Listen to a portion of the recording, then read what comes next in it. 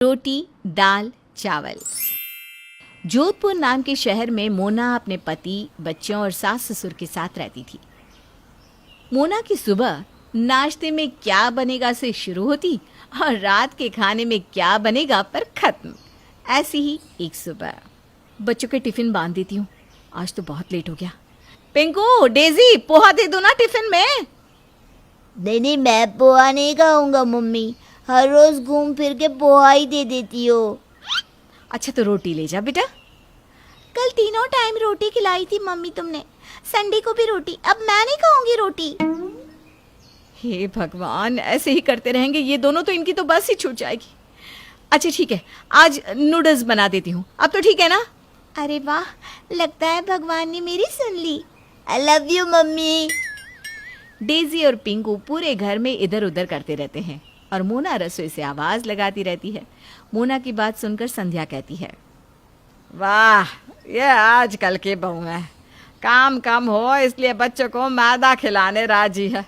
खैर मुझे क्या, मैं बोलने गई तो बोलेंगी कि मेरे बच्चे हैं, जो चाहूं खिलाऊं। अरे भगवान, धीरे बोलो वरना सुबह सुबह रामायण हो जाएगी। अरे हम बूढ़ों को नाश्ता भी मिलेगा कि नहीं? मोना फौरन बच्चों को टिफिन देकर अपनी सास के पास जाती है। क्या बना दूं मम्मी जी? अरे कुछ भी बना दे जो जल्दी बने। पोहा ही बना देती हूँ। मोना पोहा बनाकर डाइनिंग टेबल पर रखती है। तभी ऑफिस के लिए तैयार होकर सौरव खाने के लिए डाइनिंग टेबल पर बैठता है। नाश्ते में क्या है आज? पोहा बनाया है जी।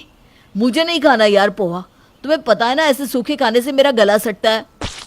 पर जल्दी में मैं यही बना पाई, अभी रोटी और गीली सब्जी बना देती हूँ। बहुत दया कर चुकी हो तुम, अब रहने दो, मैं आज बाहर ही खा लूंगा। मोना को बहुत दुख होता है। नाश्ता उसके हलक से नीचे ही नहीं उतरता।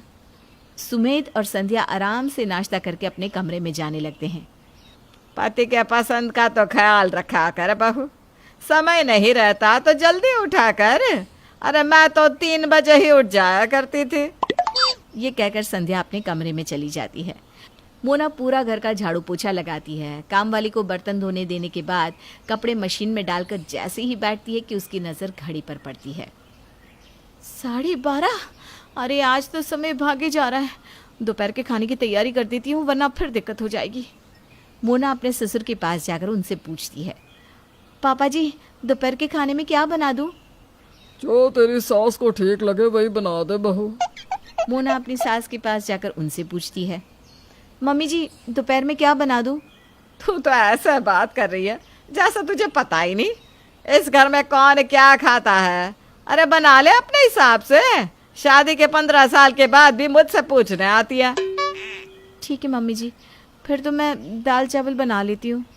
दाल चावल? तो साथ में भिंडी ही बनाना, बाकी सब्जियां तो भाई इतनी महंगी हुई पड़ी हैं।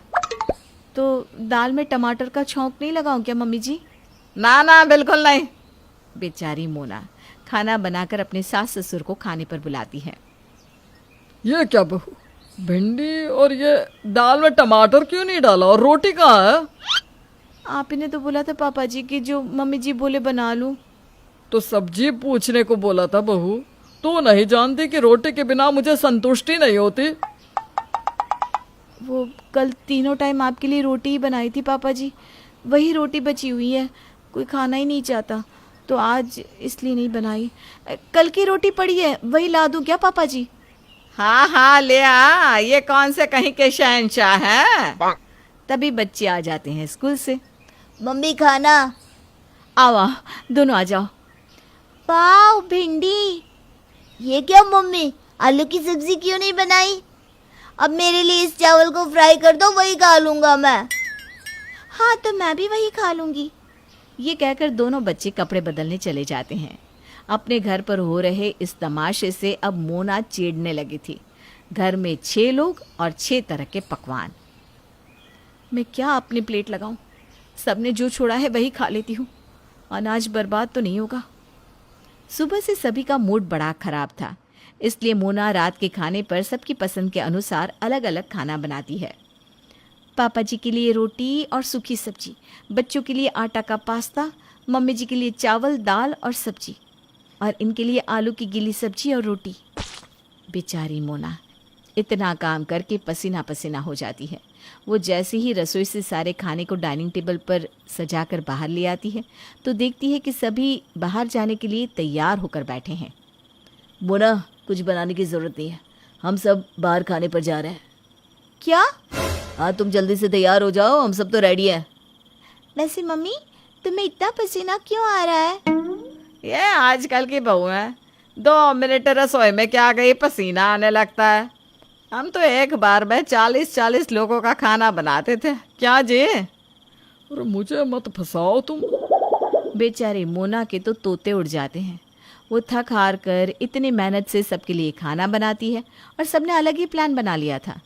इतना काम करने के कारण मोना बहुत थक गई थी और उसमें अपनी सास का ताना सुनकर अब तो उसकी सब्र का बाण ही टूट जाता है। वो गुस्से में कहती है, दिन भर नौकरों की तरह काम करो और फिर भी सबका मुंह बना ही रहता है। अब मैंने जो इतना खाना बनाया है उसका क्या होगा? कौन खाएगा उसे? और माँ जी, खास करके तो आपके मन का ही खाना बनाती हूँ मैं। अरे मैं इंसान हूँ, गर्मी है तो पसीना तो आएगा ही। आपको मेरा पसीना पसंद नहीं तो रसोई में एसी लगवा लीजिए, और मेरा खाना पसंद नहीं है ना तो एक काम वाली रख लीजिए जिसको उससे जो बनवाना हो आराम से बनवाना।